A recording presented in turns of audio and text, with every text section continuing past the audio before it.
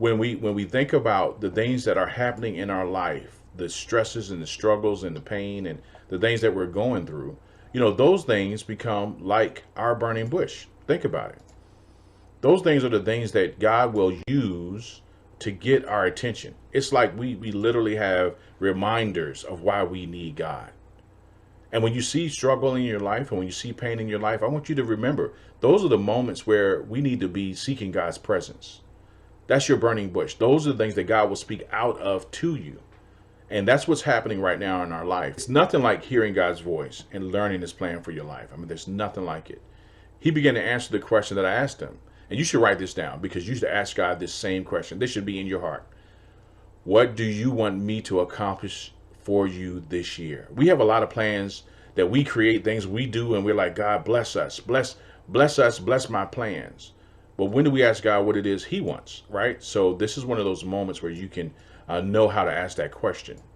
So God told me, and this is what he told me. He said, restore hope in the hearts of my children and bring them to my holy mountain to meet with me. That's what he said. And I was like, wait a minute, holy mountain, what does that mean? He shared with me, just like Moses has a burning bush that was meant to get his attention, so do we.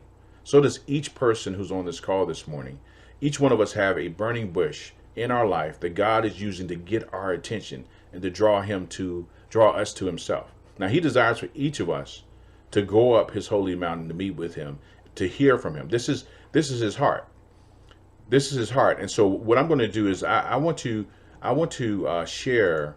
Let me see if I screen share real quick here.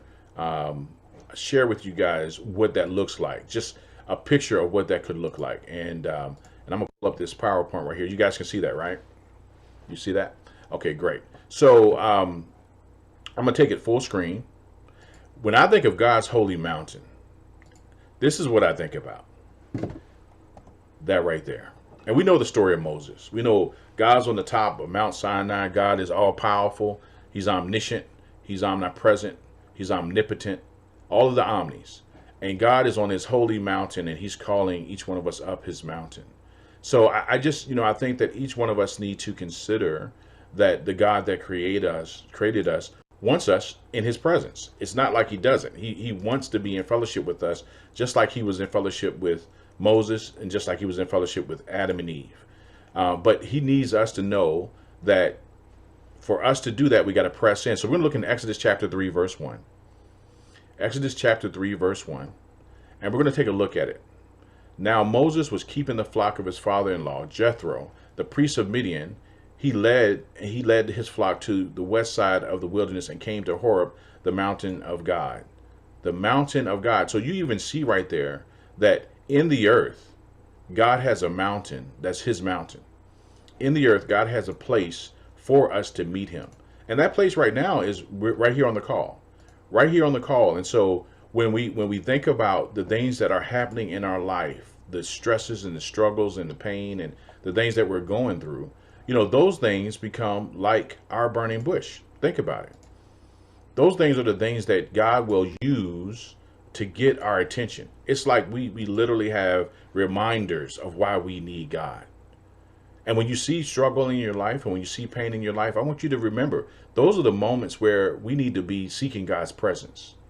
That's your burning bush. Those are the things that God will speak out of to you. And that's what's happening right now in our life. And so that scripture, when it says that now Moses was keeping the flock of his father-in-law, Jethro, the priest of Midian, Moses is working. Just like each one of us do every day. We're working every day. And he led his flock to the west side of the wilderness and came to Horeb, the mountain of God. So literally, the invitation for you to come to Arise was like you coming to the mountain. This is that moment right here. And so when you consider where you are in your life, when you consider what it is you desire from God, what does that look like, right? You have to remember that God has a plan for your life. And oftentimes that plan comes through a burning bush. It says in verse 2, Exodus 2, it says, the angel of the Lord appeared to him in a flame of fire out of the midst of the bush.